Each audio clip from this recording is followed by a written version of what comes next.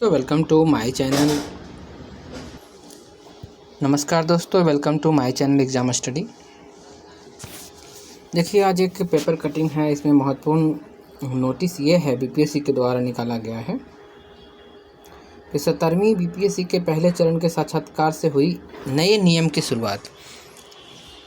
क्या है ये नियम, क्यों आया, क्या आवश्यकता थी, क्या ये नियम ज़रूरी था, सारा सवालों का जवाब मैं दूंगा आपको। बड़ा बदलाव हुआ है बीपीएससी इंटरव्यू के लिए। अब अभ्यर्थी खुद लॉटरी से चुन सकेंगे बोर्ड मतलब जो इंटरव्यू मेंबर जो होते हैं उनको चयन कर सकते हैं, लेकिन लॉटरी से चयन किया जाएगा। ठीक है, चलिए। बिहार लोक सेवा आयोग बीपीएससी ने प्रतियोगिता परीक्षाओं की साक्षात्कार प्रक्रिया में बड़ा बदलाव किया है। अब साक्षात्कार में शामिल होने वाले अभ्यर्थी खुद से लॉटरी निकालकर अपने साक्षात्कार बोर्ड का चयन कर सकेंगे। बीपीएससी ने कहा है कि साक्षात्कार को अधिक पारदर्शी और निष्पक्ष और विश्वसनीयता बनाने की दिशा में एक अहम पहल शुरू किया गया है। इसकी शुरुआत बुधवार से शुरू हुई एकीकृत 17वीं संयुक्त प्रतियोगिता परीक्षा के प्रथम चरण से साक्षात्कार से किया गया है। 21 जनवरी से शुरू हुई एकीकृत 17वीं संयुक्त प्रतियोगिता परीक्षा के साक्षात्कार के कुल 5449 अभ्यर्थी शामिल होंगे। अब साक्षात्कार 21 जनवरी से लेकर 28 फरवरी तक आयोजित किया जाएगा। पटना कार्यालय जो है, इनका जो कार्यालय है बीपीएससी का, बेली रोड, नेहरू पथ में। 17वीं संयुक्त प्रतियोगिता परीक्षा के माध्यम से 2027 रिक्त पदों का 2027 पद पे निकला था, बहाली की जाएगी। अब बीपीएससी का मानना है कि यह पहल साक्षात्कार प्रक्रिया को निष्पक्ष की ओर मजबूती से रखेगी इसका कदम, समझे। इसीलिए देखिए, नई पहल की ज़रूरत क्यों पड़ी थी। नई प्रणाली से प्रक्रिया और अधिक पारदर्शी बनेगी, अभ्यर्थी का भरोसा भी होगा मजबूत। अब देखिए क्या हुआ है, जो बताते हैं। प्रभात खबर का ये नोटिस है और प्रभात खबर ने ये बात लिखा है। इन तीन पॉइंट से समझिएगा कि क्या बदलाव हुआ है, जो समझिएगा। देखिए, पहले सॉफ्टवेयर से बोर्ड का होता था आवंटन। बिहार लोक सेवा आयोग में अब तक के सॉफ्टवेयर के माध्यम से रैंडम तरीके से साक्षात्कार बोर्ड का आवंटन किया जाता था, जिससे अभ्यर्थी की कोई भूमिका नहीं होती थी। नई व्यवस्था के लागू हो जाने से अब अभ्यर्थी स्वयं लॉटरी प्रणाली के माध्यम से अपने साक्षात्कार बोर्ड का चयन कर सकेंगे। इससे इंटरव्यू की प्रक्रिया और अधिक पारदर्शी हो जाएगी। ठीक है, यह प्रक्रिया होता क्या है।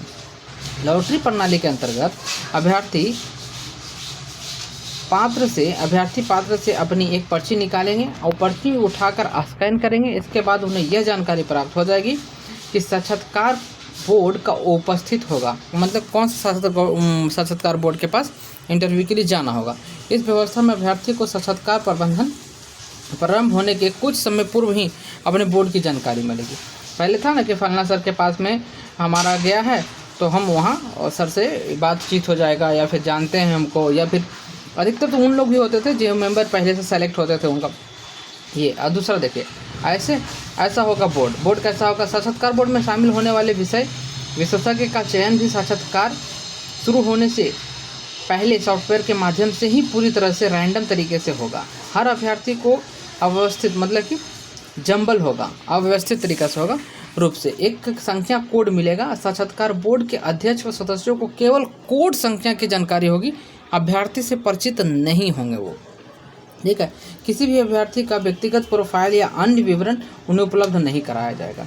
अब देखिए बात समझ में क्या हुआ। अब एक मामला एक अलग है कि जिसमें कि बीपीएससी में एक महिला जो अभ्यर्थी थी वो साक्षात्कार के लिए पहुंच गई। दूसरे को एडमिट कार्ड जो पास किया हुआ था उसका एडमिट कार्ड का रोल नंबर बदल कर वहाँ पहुँच गई हैं। ठीक है, ये एक नया तरीका है, बेवकूफ़ी वाला तरीका। सोचना चाहिए कि हम फ़ोटो चेंज कर लेंगे तो क्या मुझे नहीं पहचान में आ पाएंगे क्या। और जो रियल कैंडिडेट है वो दावा नहीं करेगा क्या। लेकिन फिर भी चलिए, बेवकूफ़ी वाला को लोग कुछ काम कर देते हैं। लेकिन पकड़ में आ गया, अभ्यर्थी को पकड़ लिया गया है और उसको नंबर दुरुपयोग करने के दस्तावेज सत्यापन करने प्रक्रिया में भाग लेने के कारण उन्हें सज़ा भी दे दिया गया है। ठीक है, तो चलिए अब देखिए क्या हो रहा था। अब पूरा मामला आसान भाषा में समझिए। आसान भाषा में हुआ है क्या, पहले अब तक जो इंटरव्यू होता था उसमें पहले से आपको पता रहता था कि 3-4 सर हैं, उनका बोर्ड में जाएगा, उस सर के बोर्ड पर गया है, उस सर के बोर्ड के पास गया है, तो ये मालूम होता था कि ये सर का बोर्ड जो है स्ट्रिक्ट है, ये सर का बोर्ड जो है ज़्यादा इथिकल क्वेश्चन पूछते हैं, ये सर का बोर्ड ऐसे मालूम था। ठीक है, अब अभ्यर्थी को खुद 10 मिनट पहले वहाँ चयन करने के लिए मिल रहा है। वहाँ जाएंगे, चयन करेंगे, चुनेंगे कि कौन सा इसमें हमारा है या नहीं, कौन सा सर के पास गया है। ठीक है, पहली बात। अच्छा, उधर सर वाले में क्या था, उनको मालूम रहता था कि आज फलना फलना फलना बच्चे आने वाले हैं मेरे पास, और उसमें ये भी जानकारी होता था कि वो अच्छा ये तो हमारे कलीग है, उनका बच्चे, उनका बेटा है, उनका भगना है, उनका भगनी है। तो इससे थोड़ा दबाव बढ़ जाता था पीपीएससी के चेयरमैन के ऊपर नहीं, जो अध्यक्ष है उनको दबाव बढ़ जाता था। जानते हुए नहीं जानते हुए भी उनको थोड़ा मदद करना पड़ जाता था, समझे। अभी तक तो ऐसा ही हो रहा था, लेकिन अब क्या हो गया है कि उनको भी जानकारी नहीं रहेगा कि किसका आपके पास आ रहा है और कब आ रहा है। ठीक है, रेंडमली 10 मिनट पहले आपको मिलेगा जानकारी कि अच्छा आपके पास जो है ये बच्चा आया है। अब ये बच्चा के बारे में जानकारी आपको तभी मिल पाएगा ना, जो पहले से आप जानकारी रखेंगे, है ना। तो काफ़ी हद तक अच्छा पहल है। इसे शुरू करने से ये होगा कि पारदर्शिता, इसे किया क्यों गया है। देखिए, एक पेपर कटिंग जो क्या बता रहा है जो समझिएगा। हाँ, देखिए ऐसा क्यों किया गया है, फ़ायदा क्या है, नुकसान क्या है, ये देख लीजिए आप। देखिए, ये दूसरा पेपर कटिंग है, समझिएगा। ठीक है, वो सब कुछ जो आपके लिए जानना जरूरी है। ज़रूरत क्यों पड़ा, बीपीएससी के इंटरव्यू के दौरान अभ्यर्थी का आरोप होता था कि बोर्ड द्वारा पक्षपात किया गया है, पहचान के लोगों को अधिक अंक दिया जा रहा है। इंटरव्यू बोर्ड के मेंबर के बारे में जानकारी होने के बाद अभ्यर्थी द्वारा उन पर अतिरिक्त दबाव होता था। ऐसे में रिजल्ट प्रकाशित होने के बाद अभ्यर्थी पक्षपात का आरोप लगाते थे और प्रदर्शन करते थे। गुजरात मॉडल में पहले ये जो है चुना गया है। गुजरात मॉडल में इसी तरह का इंटरव्यू हो रहा है, वहाँ के जो गुजरात पीसीसी है ना उसका।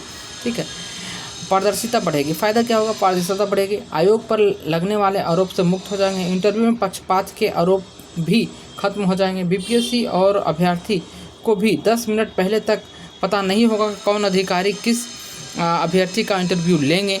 इसके साथ ही अभ्यर्थी की पहचान भी गुप्त रहेगी। इसमें केवल कोड आवंटित किया जाएगा कि अभ्यर्थी को पहचान होगी। ठीक है, बीपीएससी अपनी प्रणाली को और अधिक विश्वसनीयता और आधुनिक बनाना चाहती है। समझ में आया बात। वहाँ पर नाम नहीं रहेगा कि जैसे आपको करा गया कि मिश्रा जी का बोर्ड है और कोई मिश्रा जी गया है तो कहेगा ना कि मेरा नंबर ज़्यादा मिलना चाहिए, है ना। और उसको दावा भी हो जाता है, दूसरा लोग कहते भी हैं कि मिश्रा जी हैं तो मिश्रा जी को ज़्यादा नंबर दे दिए, जातिवाद हो गया, पक्षपात हो गया। ठीक है, इसलिए ये कोड उनके पास जाएगा। पता ही नहीं है कि कौन सा ये है, मिश्रा जी हैं या तिवारी जी हैं या पांडे जी हैं, मालूम ही नहीं पड़ेगा। तो आपको इसमें पक्षपात का आरोप खत्म हो गया। ठीक है, गुजरात मॉडल में क्या होता था, मुख्य रूप से लॉटरी सिस्टम पर आधारित एक चयन प्रक्रिया है जिसका उद्देश्य इंटरव्यू में होने वाले किसी भी प्रकार के पक्षपात या मैनेजमेंट को पूरी तरह से समाप्त करना। इंटरव्यू बोर्ड को निर्धारित करने से पहले ही नहीं होता था। अभ्यर्थी को अपने बोर्ड की जानकारी इंटरव्यू शुरू होने से कुछ मिनट पहले मिलती थी। अभ्यर्थी को पहचान गोपनीय रखी जाती थी। इससे नाम या रोल नंबर के बजाय एक विशिष्ट कोड दिया जाता था। देखिए, अब एक नाम भी नहीं मिलता है, ना रोल नंबर मिलता है, एक कोड दिया जाता है जो उसी समय जनरेट होता है। ठीक है, अंदर में जनरेट होता है। तो कैसे पता चलेगा, जैसे रोल नंबर बता देंगे, अच्छा इस रोल नंबर का बच्चा जो तिवारी जी है। अब देखिए, इसको कहते हैं निष्पक्ष मूल्यांकन होगा, पहचान की गोपनीयता बनी रहेगी। इंटरव्यू बोर्ड का आवंटन पहले से तय होता है, तो ऐसे में आशंका बनी रहती है कि कोई अभ्यर्थी किसी विशेष बोर्ड के सदस्य के संपर्क में करने की कोशिश कर सकता है। पर्ची निकालकर बोर्ड चुनने से यह पूरी तरह से अनिश्चित हो जाता है कि अभ्यर्थी का इंटरव्यू कौन लेंगे, और बोर्ड चयन से अभ्यर्थी की अपनी भागीदारी होने से चयन प्रक्रिया का उम्मीदवार को भरोसा बढ़ता है और पहचान की गोपनीयता बनी रहती है। इसीलिए सब किया गया है। विशेष के लिए 13 पे देखना पड़ेगा। क्या 13 पे देखना पड़ेगा, तो देखिए, अभ्यर्थी के पास मार्कशीट का वेरिफिकेशन 17 जनवरी से शुरू हुआ और 21 से लेकर 28 जनवरी तक इंटरव्यू होगा। देखिए, मार्कशीट का वेरिफिकेशन हो चुका। अब देखिए, जैसे इंटरव्यू खत्म होगा, इंटरव्यू खत्म होने के बाद इनको कैडर मिल जाएगा, उसके बाद फिर अपने अपने जॉब में चले जाएंगे। किन्हीं को SDM मिलेगा, किन्हीं को जो पद मिलना है वो मिलेगा। ठीक है, तो यही अपडेट था। इसी अपडेट के साथ मैं लेना चाहता हूँ विदा। That's all, thank you for today, good bye. आप देखते रहिए और चैनल को सब्सक्राइब, लाइक, शेयर कीजिएगा। Thank you.